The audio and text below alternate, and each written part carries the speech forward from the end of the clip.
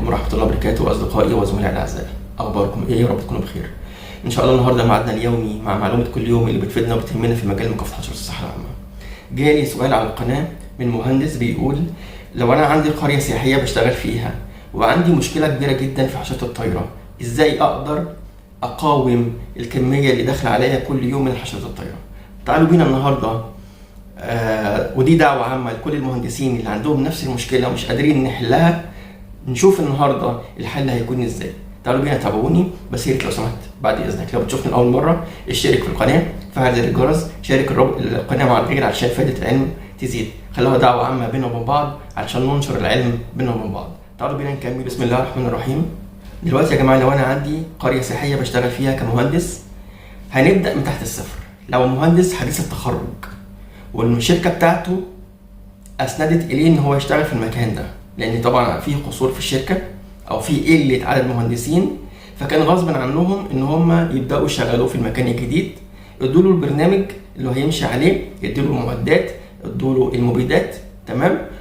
لكن الولد لسه عنده رهبة إن هو يبدأ شغل في مكان كبير بالنسبة له. هو بيشتغل في قرية سياحية حجمها كبير، المساحة الخضراء فيها كبيرة، تمام، وهو العدد محدود معاه من الافراد وهو لوحده.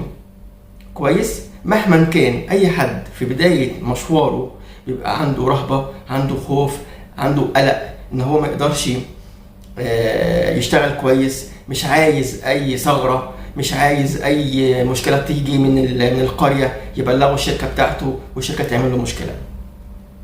فبدأ المهندس يعني خاطبني ويتكلم معايا ويقول لي اعمل ايه. فقلت دي هتبقى رسالة لكل المهندسين او الفنيين اللي عندهم نفس المشكلة، نتعلم كلنا من بعض ازاي بنشتغل في مكان مساحته كبيرة واحنا عدد افرادنا قليلين. يا جماعة الموضوع مش بالصعوبة، اهم حاجة التوقيت، اهم حاجة عندنا عنصر التوقيت. احنا بنشتغل على حشرة طايرة، الذباب يعني حشرة نهارية، تمام، يعني بالنهار. كويس. لازم نشتغل عليها مع اول ضوء، تمام. يعني الصبح بدري 5 صباحا، يعني نصلي الفجر ونبدأ نجهز حاجاتنا ونبدأ نشتغل على بركة الله. مش زي اللي بيحصل في غالبية الشركات، الفني بيقوم براحته من النوم، المهندس بيقوم براحته من النوم، تكون الشمس طلعت ويبدأ يشتغل وهو في قرارة نفسه ان هو بيشتغل كده صح، ويجي يلوم نفسه ويلوم زمايله لما يلاقي الإصابة بتزيد مش بتقل. كويس. حضرتك استخدمت أو اشتغلت في توقيت غلط، انت اشتغلت أول متأخر، كانت الحشرة دخلت المكان، يعني حضرتك بدل ما تقوم بدور دفاعي قمت بدور هجومي. انت دلوقتي بتجري ورا الحشرة في الموقع بتاعك، شوف الحشرة موجودة فين وبتروح لها علشان تكافحها، ده تعب ومجهود عليك. كويس. بالإضافة اللي هياخد وقت أطول في المكافحة. لكن الشيء الطبيعي والشيء البديهي إن إحنا بنتعامل مع أول الضوء. رعشة أول ضوء دي مهمة جدا جدا جدا، تمام. أنت حضرتك بقالك في الموقع قد إيه؟ يعني أنت دلوقتي كل اللي بيشوفني بقالهم قد إيه في المواقع بتاعتهم؟ وبيشتغلوا الساعة كام الصبح؟ بيبدأوا الرشة بتاعتهم الساعة كام الصبح؟ جرب معايا أسبوع كامل بالنظام بتاعي، ان انت الفجر 5 صباحا تبدأ تشتغل، ترش مصادر الإصابة كلها بالرشاشات، تمام. تبدأ تشوف تاني حاجة الخط الدفاعي اللي احنا اتفقنا عشان نشتغل على اي نوع حشرة لازم يكون عندي اكتر من خط دفاعي موجود. دلوقتي انا عندي قرية سياحية حجمها مهول، المساحات الخضراء فيها مهولة. كويس. لازم اسيطر على كل ده، مش هينفع اسيطر على الكمية الكبيرة دي بوسيلة دفاعية واحدة، مستحيل،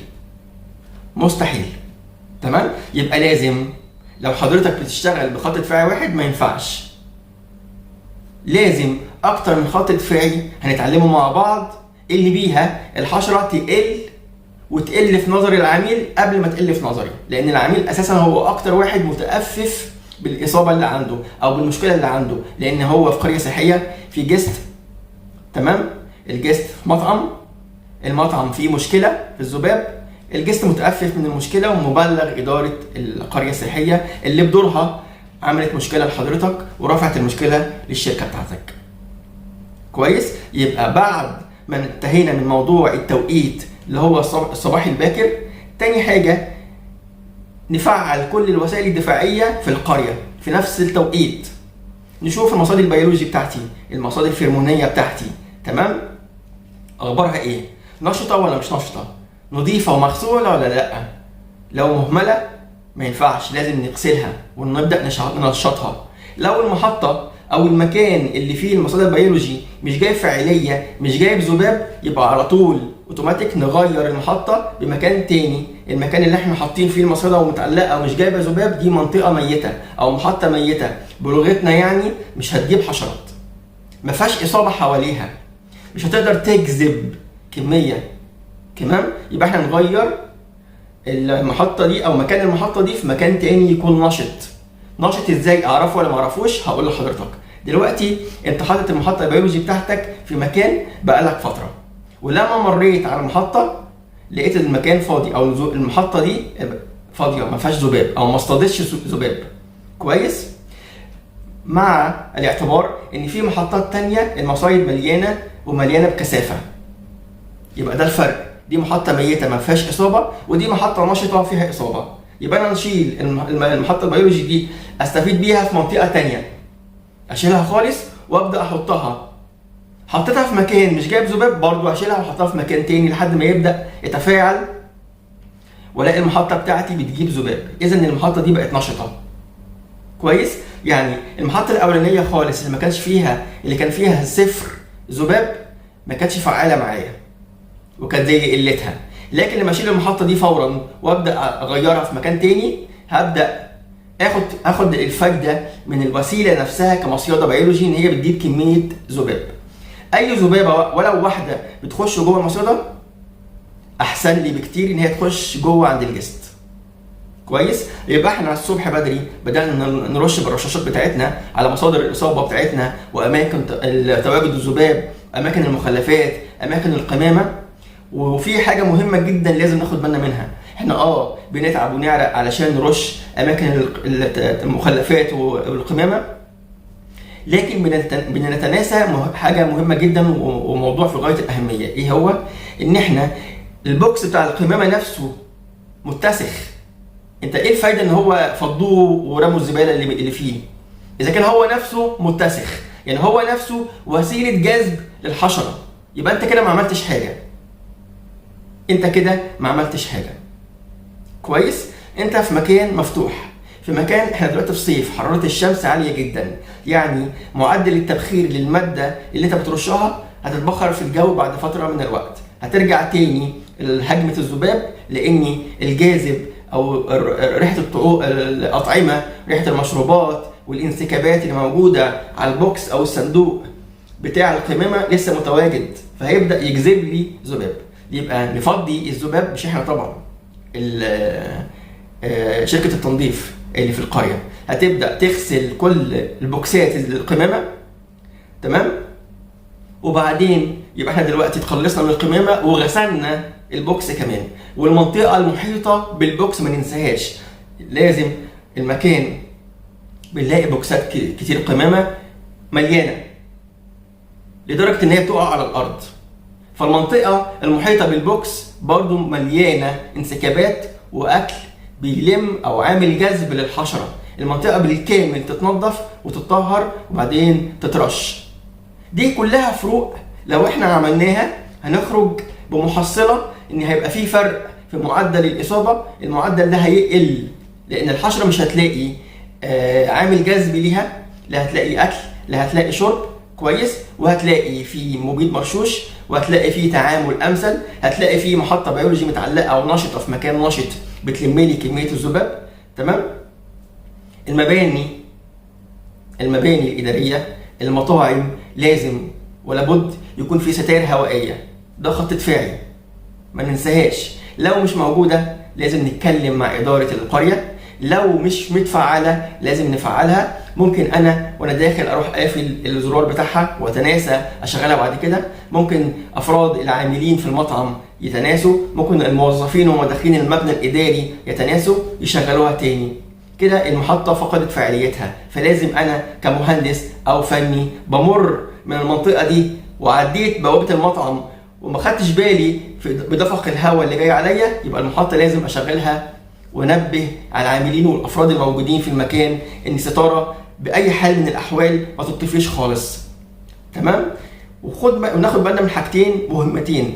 اي مطعم فيه ستارتين اضعف الايمان، يعني اقل حاجه لازم يكون في ستارتين، على الباب الاولاني الباب الرئيسي اللي بيستقبل الجست، وعلى الباب الخلفي اللي بيكون فيه مدخل العاملين. الستارتين دول لازم يكونوا شغالين كويس جدا، يعني لو في قصور في واحده منهم مش هينفع، في ذباب هيخش. يعني لو انا مفعل الباب الرئيسي للمطعم بالستاره الهوائيه كويس ومانع دخول الذباب منها كويس، لكن دخلت المطعم لقيت فيه ذباب، طب انا دلوقتي في ايه المشكله؟ كل الابواب والشبابيك مقفله والستاره الهوائيه على الباب الرئيسي فعاله، يبقى ايه المشكله عندي؟ لو انا بحثت هلاقي الباب الخلفي باب العاملين الستاره مش شغاله، الباب مفتوح عشان العاملين بيدخلوا مشروبات، بيدخلوا مأكولات، داخلين خارجين، فالباب مفتوح، الستاره مقفوله، يبقى انت كده الذباب دخل، يبقى كل الاجراءات اللي انت عملتها السابقه دي ملهاش اي نتيجه. المحصله ان الذباب اتدخل برضه، يعني المحصله بعد تعبك وعرقك انه برضه الذباب دخل. يبقى لازم الخطه بتاعتك تتفعل كويس جدا، تراعي التوقيتات كويس جدا. تمام؟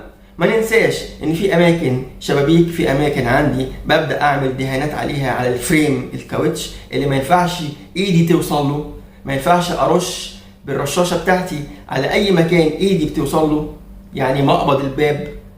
تمام؟ ما ينفعش اجي على الجدار وارش بماده فيها ماده سكريه، او المحلول بتاعي اللي في الرشاشه فيه ماده سكريه عاليه تبدا تعمل لي التصاق وطمس على الجدران، يبقى الشكل مقزز والشكل العام مش كويس. اي حد يجي يحط ايده تبصم من الماده السكريه، وده في الاول وفي الاخر مبيد حشري، ما ينفعش اللي احنا بنعمله ده. يبقى احنا نراعي الجدران بتاعتنا ان الماده السكريه اللي احنا هنحطها كعامل جذب في المحلول بتاعي في الرشاشه اقلل نسبه الماده السكريه، علشان انا بشتغل على جدران وعلى حيطان تمام ابيض زي ما احنا شايفين، فما ينفعش تبقى الماده السكريه عاليه فيها. احنا بنعمل كده وانا عارف ان احنا بنعمل كده عشان نجيب كميه ذباب اكتر، بس نستخدم المكان او نراعي المكان اللي احنا هنرش فيه. تمام؟ يبقى احنا دلوقتي بدانا بالتوقيت، تاني حاجه الرشاشه بتاعتي، تالت حاجه المصادر البيولوجي، رابع حاجه الستاره الهوائيه بتاعتي. نخش جوه في دهانات بنحطها على الفريم الكاوتش للشباك بتاعي كويس. بعد كده في لواصق بنبدا نحطها في الاماكن اللي مش مكشوفه، اللي لو جست قاعد ما يلاحظهاش بعينيه. تمام؟ نحطها في المطابخ، نحطها مع الشريط، هنلاقي فيه كده الشريط بتاع الذباب اللي هو بيبدا حلزوني ده كويس، نبدا نحطه في الاماكن برضو اللي العين ما تقعش عليها علشان الشكل ما يبقاش مقزز، لان لما بيلتصق بيها هو شريط اساسا عباره عن ماده لاصقه فبيلتصق بيها الذباب، فما ينفعش تبقى في الصاله او قدام الجست يشوفها، فطبعا هو كده مش هينفع يقعد في المطعم وهيتنفر وهيتدمر من المطعم. فدي مجملها المحصله بتاعتها ان انا اشتغلت في القريه بتاعتي اللي تعبت وعرقت فيها بقالي فتره بس مش لاقي نتيجه. لازم اقعد كمهندس افكر في الخطه، اكتبها بايدي، انا كنت بعمل كذا وكذا وكذا وكذا وكذا بالتوقيتات. انا كنت ببدا الساعه كذا 8 الصبح ولا 9 الصبح. تمام؟ انا كنت ما كنتش بغسل بوكسات القمامه او ما بلغش بالبوكسات. ما كنتش بتكلم مع اداره الفندق على القريه علشان تنشط لي الستائر الهوائيه. المصادر البيولوجي فيه كان فيها فعال وفيها مش فعال. تمام؟ كنت بكتفي بالرش بس، لا بحط دهانات ولا بحط استيكرات ولا بحط مواد لازقه. كويس؟ لا، لازم اقعد وابدا كمهندس ابدا افكر في حلول.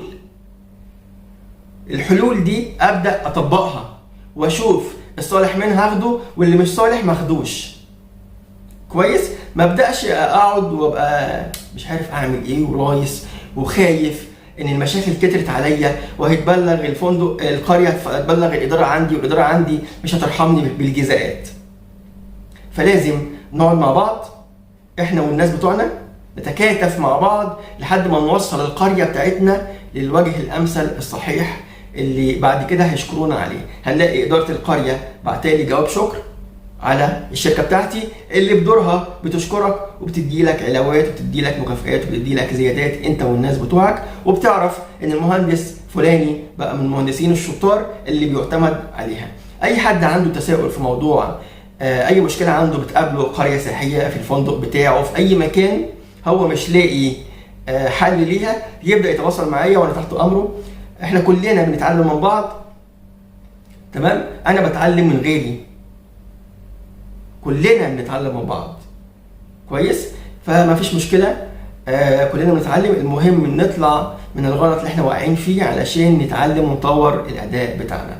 اسف لو كنت طولت عليكم، بس يا ريت لو سمحت لو بتشوفني لاول مره اشترك في القناه، فعل زر الجرس، وافتح الشريط. السلام عليكم ورحمه الله وبركاته.